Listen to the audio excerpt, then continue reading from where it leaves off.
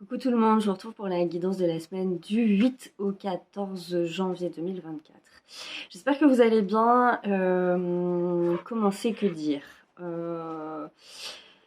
Ça dépote, dur depuis le début de l'année. On est que là, on est le 7 aujourd'hui quand je tourne.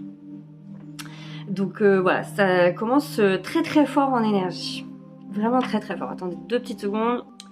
J'ai baissé un petit peu le son de la musique que je trouvais trop fort.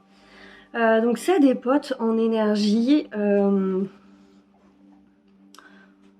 pour la simple et bonne raison qu'il y a le programme d'installation 2024 qui vient de démarrer et par conséquent on ressent la bascule énergétique en fait. Donc c'est quelque chose qu'on a beaucoup ressenti surtout sur la fin 2023, mais là ça continue avec une accélération, une intensité qui est encore plus forte et plus prégnante qu'avant.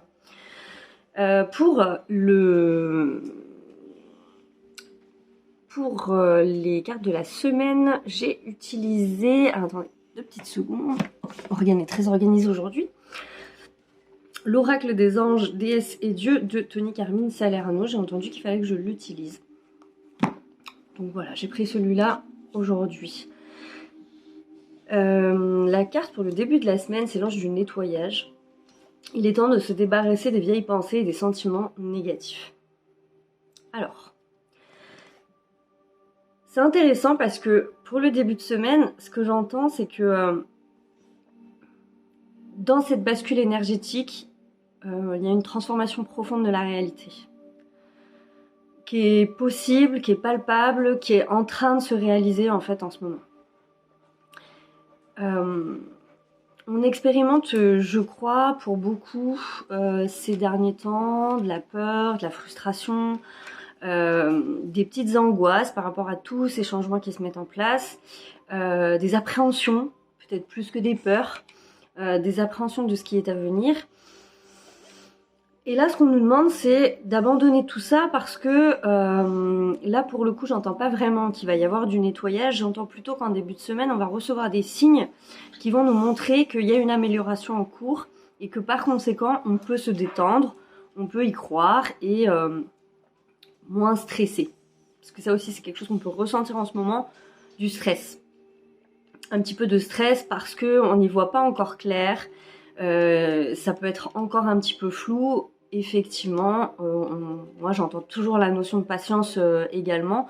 Donc la frustration peut être présente, un petit peu. Encore une fois, ça sera variable en fonction des personnes. Et c'est vrai qu'on a toujours un peu l'impression de naviguer à vue et c'est pas forcément très confortable à expérimenter. Donc pour le début de semaine, ce que j'entends, c'est qu'on va recevoir des signes, il y a des choses des petits clins d'œil de la vie qui vont nous montrer que si, ça s'arrange.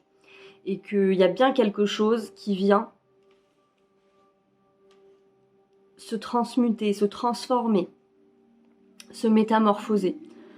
Samedi, avec mon fils, on a été voir le dernier Disney, Wish, Achat et la bonne étoile. Et franchement, si vous avez l'occasion d'aller voir ce film avec vos enfants ou sans des enfants, si vous en avez pas, mais en tout cas, allez-y, parce qu'il est vraiment intéressant dans le sens où il nous rappelle et il nous reconnecte à l'importance de nos rêves et de nos vœux. Je pense vraiment que l'ancienne matrice qui est en train de se défaire. Alors je sais que ce langage, il n'est pas, il n'est pas appréhendable par tout le monde de la même manière. Mais imaginez vraiment que c'est une notion de programme sur des ordinateurs. Jusqu'ici, on vivait dans un programme et ce programme, il est terminé. Il y a un autre programme qui s'installe. Et c'est le croisement de tout ça, la désinstallation de l'ancien programme, la reprogrammation du nouveau, qui provoque un petit peu ces situations-là. Quand je parle de matrice, c'est ça que je veux dire. Et dans cet ancien programme, on nous a pas franchement appris à suivre nos rêves. On nous a pas, c'est-à-dire pour ça qu'il y a plein de personnes qui se sont jamais senties à leur place, parce que eux depuis toujours ils savent que c'est important d'écouter leurs rêves, c'est important de suivre leur cœur, c'est important. Sauf que dans cet ancien programme, dans cette ancienne matrice, la majorité du temps, on nous rappelait que non, c'était important d'être connecté à la matière, d'être dans la rationalité. On a beaucoup reproché à certaines personnes d'avoir trop la tête dans les étoiles et de pas être incarné. Et c'est ça en fait qui est en train de changer, c'est ça qui est en train de se modifier. Parce que la spiritualité s'incarne davantage dans la matière, donc les êtres qui étaient déjà spirituels, finalement, peuvent mieux vivre parce qu'ils peuvent mieux s'épanouir. Et en même temps, on n'a pas perdu ce lien avec la matière, il est toujours aussi présent. Mais c'est la spiritualité qui modifie la matière, au même titre que c'est nous qui la modifions. En ce moment, le mental ne marche pas. Quand on essaie de rationaliser en ce moment ce qui nous arrive, ça ne marche pas. Et voire même, je dirais, les gens qui expérimentent des gros blocages, là, c'est parce qu'ils passent par le mental. Et que là, le mental n'a pas sa place du tout. Alors, vous allez me dire, pour les gens qui sont le plus dans le... Couchez, Snoop, couchez. Allez, couchez. Couchez. Pas bouger.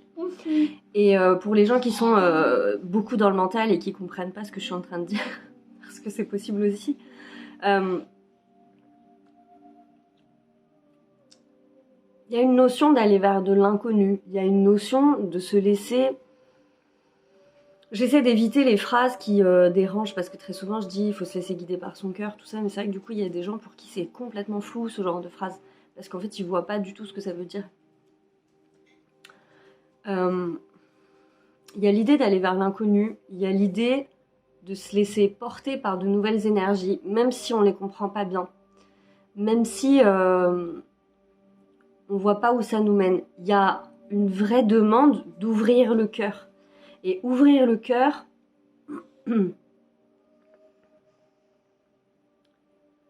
c'est lâcher le contrôle du mental. C'est lâcher ce qui nous rassure, en fait. Parce que le contrôle du mental, c'est ça. Il nous rassure. Il vient rationaliser tout ce qu'on expérimente. Et d'ailleurs, je suis obligée de prendre ce domaine-là parce que c'est ce qu'il y a de plus flagrant. C'est quand on parle du domaine amoureux, le mental n'a pas sa place, en fait. Ça ne marche pas. On ne rationalise pas. Alors c'est pour ça que pour certaines personnes, je prends toujours le filtre des enfants, parce que quand on aime un enfant, on l'aime avec le cœur, on l'aime pas avec la tête. La tête n'a pas trop de sens dans cette relation. Et pour le domaine amoureux, c'est exactement la même chose. Et ben là, en fait, ce qu'on nous demande, c'est d'être des amoureux de la vie, en fait, tout simplement.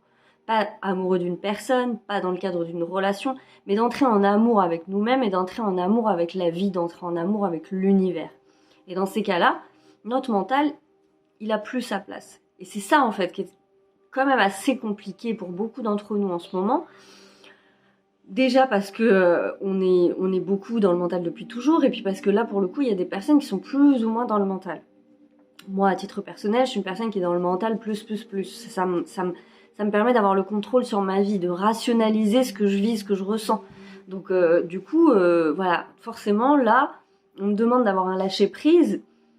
D'ailleurs, on a beaucoup entendu parler du lâcher-prise ces dernières années, mais alors là, le lâcher-prise qu'on nous demande, c'est vraiment de sauter dans le vide.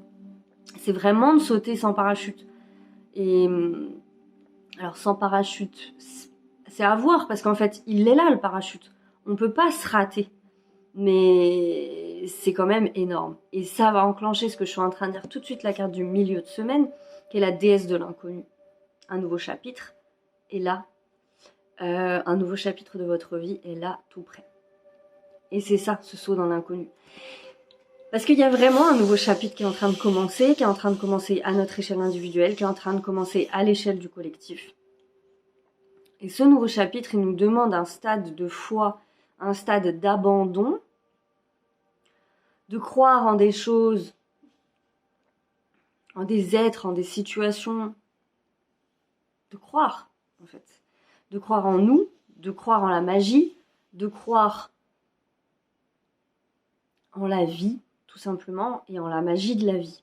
Donc de croire que certaines choses auxquelles on aspire peuvent se réaliser, même si ça paraît totalement fou. Parce que je crois qu'en fait, tout part de là. Mais tout part de là, en fait. Tout part pas de quelque chose d'extérieur dans la matière, de ce qu'on peut réaliser. Je suis en roue libre là, les gars. Je vous parle là, mais c'est en flux, c'est eux là qui s'expriment.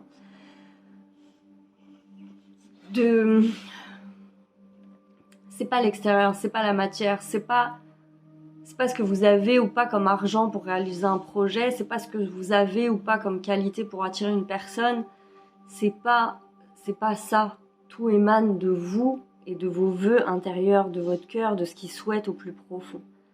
Donc si vous avez le souhait sincère de rencontrer quelqu'un, de trouver l'amour, de trouver une personne qui vous corresponde, de trouver la meilleure personne pour vous, faites ce souhait avec le cœur et demandez à ce que toutes les entraves soient libérées, de manière à ce que cette personne, elle puisse entrer. Parce que parfois on demande des choses, mais il y a des étapes à faire un petit peu avant. Idem pour un logement, idem pour un travail, idem pour une mission de vie, idem pour tout ce que vous voulez, un enfant, tout ce que vous voulez. Ça émane... En fait, maintenant, il n'y a que la sincérité du cœur qui peut passer. Il n'y a que cette sincérité-là. Donc, si ce que vous demandez est sincère et c'est vraiment un de vos rêves les plus profonds, essayez de vous reconnecter. Quand on est petit, on a plein de rêves. On a envie d'être pompier, on a envie d'être vétérinaire, on a envie d'être policier, on a envie d'être pilote de course, astronaute. On est porté par des choses comme ça et ça nous met la tête dans les étoiles. Et ben, c'est exactement la même énergie. Et c'est très important en ce moment de connecter à ça parce que c'est précisément là, à l'intérieur. Vraiment, si vous avez l'opportunité, allez voir le film parce que le dernier Disney, là, parce qu'il parle de ça. Il parle vraiment de ça et il est très émouvant pour ça parce que il vient nous rappeler ce que nous sommes. Et ce que nous sommes de base, c'est de la magie.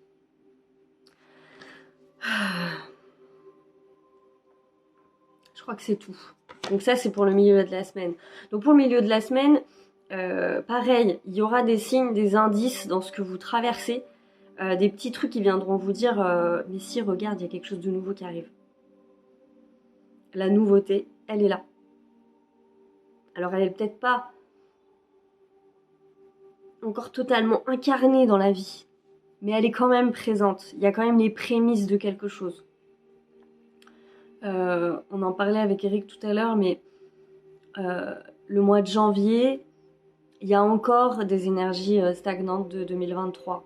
Donc, faut pas non plus... La patience, là, ça nous pompe un peu tous l'air, cette notion de patience, mais...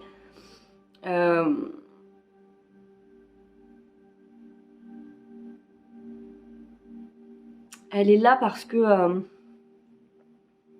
on est dans une installation. Donc cette installation, elle est en cours, elle prend place. Alors ça peut aussi paraître très énervant parce qu'en fait on est toujours en train de se dire bon bah, le mois de janvier décembre c'est le bilan, la fin d'année, de janvier c'est le début. Après moi très souvent je ressens que les choses elles se passent au mois de mars parce qu'on est dans l'arrivée du printemps donc il y a vraiment le renouveau. Toutes ces données, elles sont vraies. Il faut savoir moduler parce qu'en fait, il y a toujours une planète qui rétrograde, un truc, un machin, une éclipse, un bidule, une pleine lune, un truc, tout le temps. Et c'est vrai que ça nous influence, mais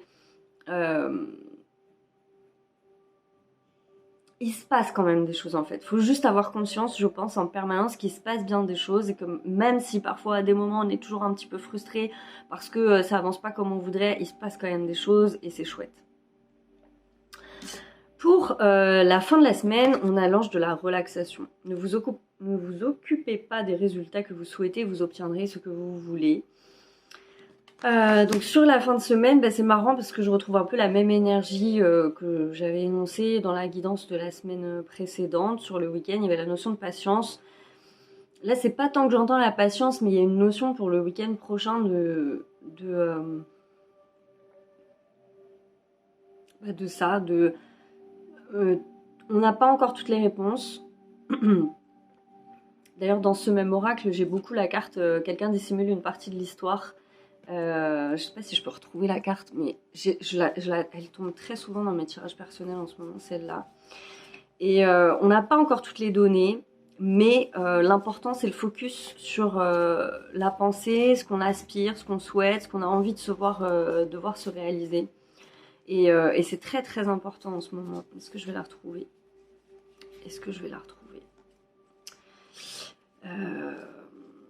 Ça va être ça va être de surtout, elle est là. Cette carte-là, je la tire très très très très souvent en ce moment.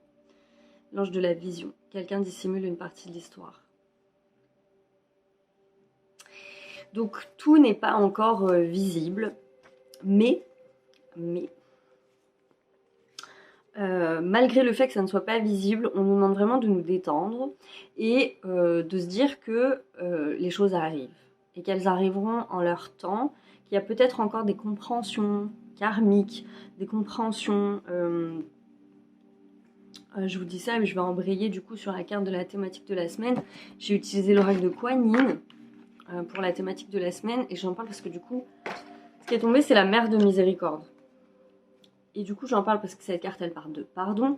Et que moi encore, là, cette semaine, grâce à Eric notamment, j'ai eu des compréhensions karmiques très très fortes et très puissantes qui ont demandé un grand pardon. Donc voilà, si on n'a pas encore ce qu'on désire pleinement pour le moment et que c'est en chemin, c'est parce qu'il y a encore des étapes à passer. Des étapes de compréhension, des étapes de libération. Et Dieu seul sait qu'elle est vraiment palpable et particulièrement belle, cette libération. Elle est vraiment effective. Et la mère de miséricorde, là encore, ça me fait penser à Wish parce que dans ce film, il nous parle aussi, le film, de pouvoir se libérer d'une forme d'entrave en fait. Et cette forme d'entrave qu'on a tous expérimentée plus ou moins en conscience collectivement depuis toujours, ben, on est toujours sur ce cheminement en fait. On est toujours en train de libérer ce potentiel pouvoir à l'intérieur de nous.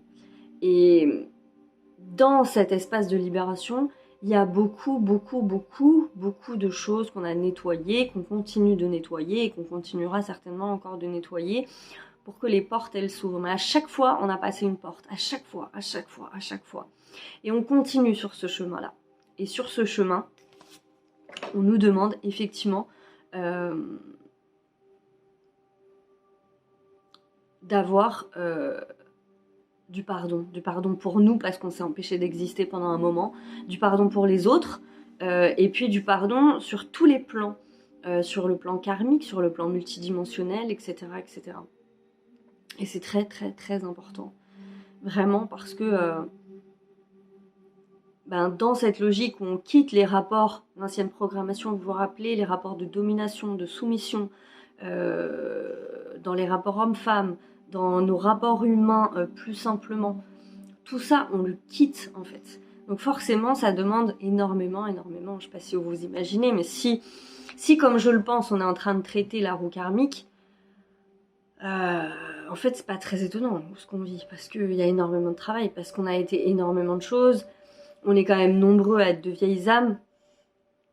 Donc parmi toutes ces vieilles âmes, on a eu beaucoup d'incarnations, on a eu beaucoup de relations.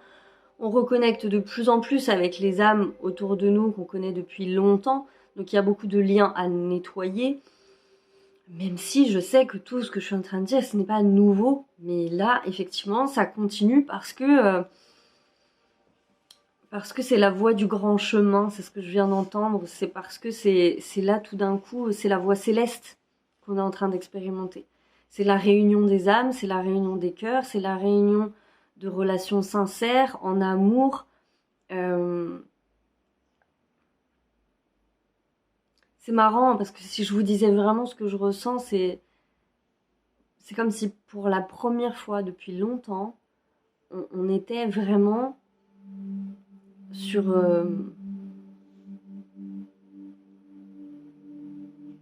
le chemin de la perfection, le chemin de la vie de nos rêves. Et c'est là, quoi, je veux dire, c'est à deux pas, c'est à deux portes, et ça nous paraît infiniment loin, parce qu'au final, peut-être que pour beaucoup, en fait, on a cédé, on s'est dit que ça n'arrivera jamais, mais c'est vraiment là, c'est vraiment ce que je ressens.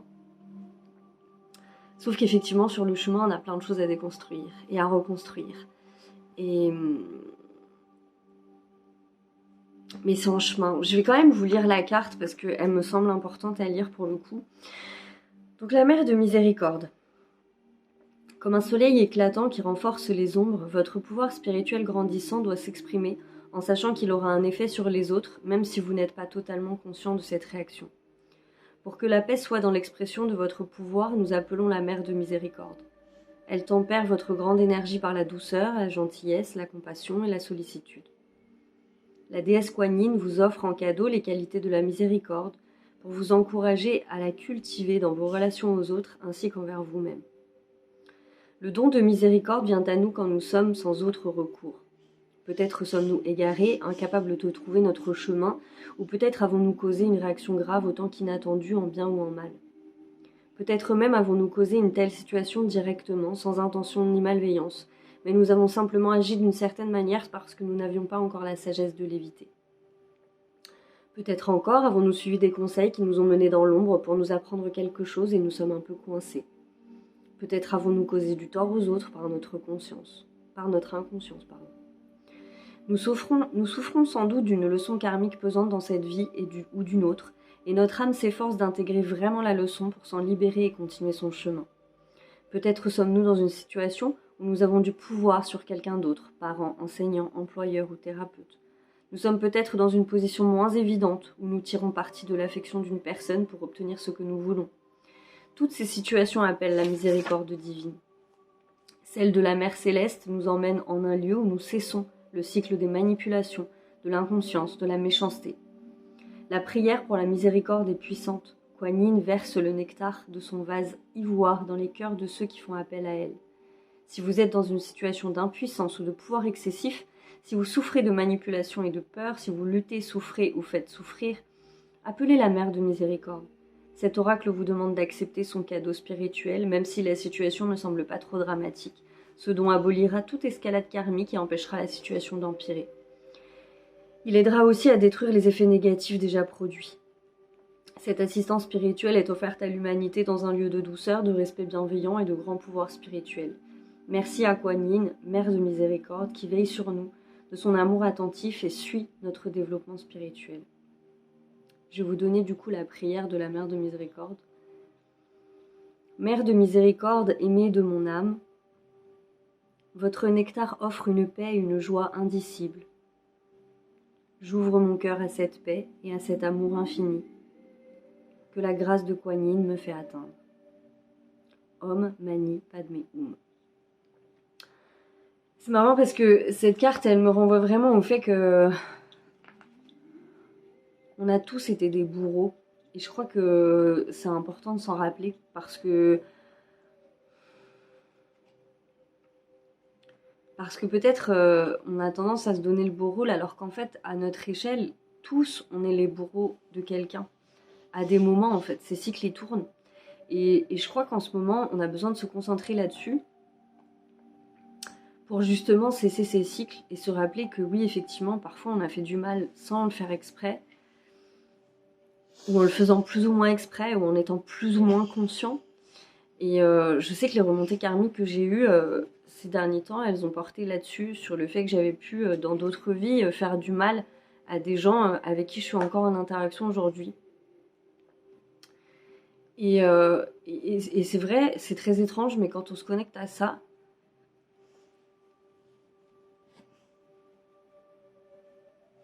il y a quelque chose de très fort qui se passe et un pardon envers soi-même.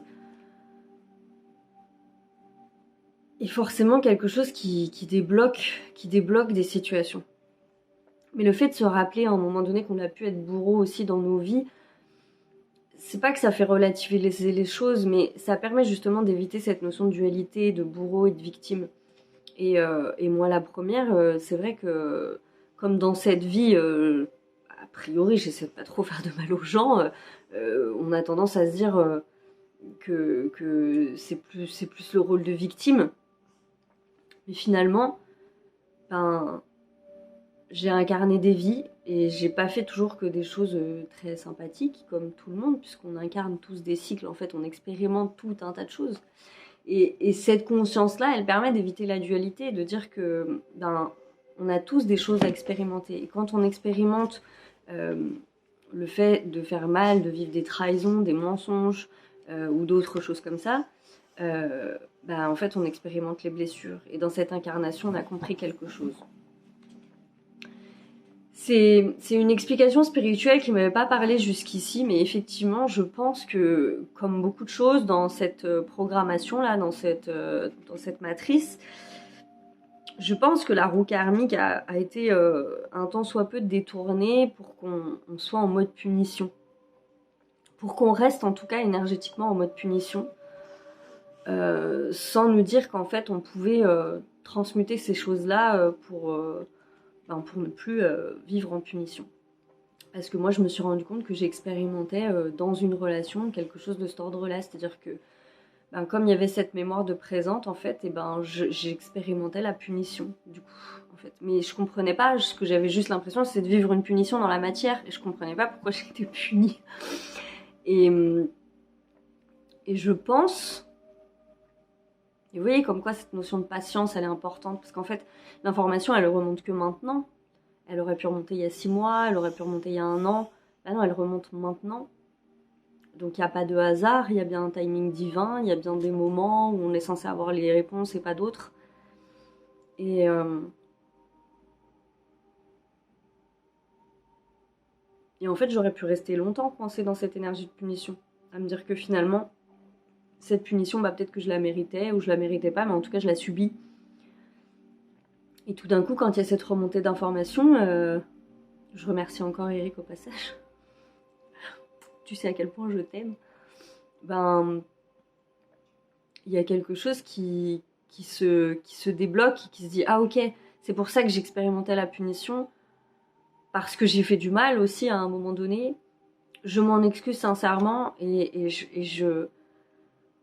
on n'efface pas l'ardoise, mais s'il y a une compréhension sincère qui se met en place, alors on peut changer la donne, alors on peut changer l'histoire. Et effectivement, ce qu'on fait pour soi agit pour les autres. Quand on travaille sur soi, on libère les autres autour de nous. Ça, c'est vrai, ça peut paraître un peu impalpable et pourtant, c'est bien réel. Donc voilà, la mère de miséricorde, en tout cas, ça vaut le coup de se poser la question cette semaine de cette notion de pardon, de quel sens il a dans nos vies, à quel stade il peut se matérialiser et peut-être pour certaines personnes aller regarder dans les coins de nos inflexibilités, les endroits où on est un petit peu rigide, où finalement on a tendance à se dire non mais soit c'est pas moi le problème, soit j'arrive pas à changer certaines choses à l'intérieur de moi. Pourquoi est-ce qu'à ce niveau-là, je fais preuve de rigidité? Qu'est-ce qui bloque? Et si vous en avez vraiment aucune idée, priez et demandez de la libération. Demandez qu'on vous montre là où on peut se libérer. Demandez ce qui doit être libéré. Voilà, ça peut être des petites choses comme ça. Je vous souhaite en tout cas une excellente semaine. Je pense que l'année 2024 va être intéressante. Je suis en train de me demander si je fais une guidance de l'année. Je crois que l'année dernière, j'avais ressenti de ne pas la faire. Oui, mon chéri. Tu crois qu'il faut que je fasse une guidance de l'année? Non, c'est pas une bonne idée. Je sais pas. Je sais pas parce que je crois que c'est difficile de voir dans le temps en ce moment parce que tout est mouvant. Je vais y réfléchir et je reviendrai vers vous pour savoir si c'est opportun ou pas. Parce que a-t-on besoin de plus de frustration que ce qu'on expérimente déjà? Je ne sais pas. En tout cas, merveilleuse semaine. Prenez bien soin de vous et profitez. Dans tout ça, quand même, essayez de profiter parce qu'il y a vraiment quelque chose qui bouge. Voilà. Belle semaine à vous.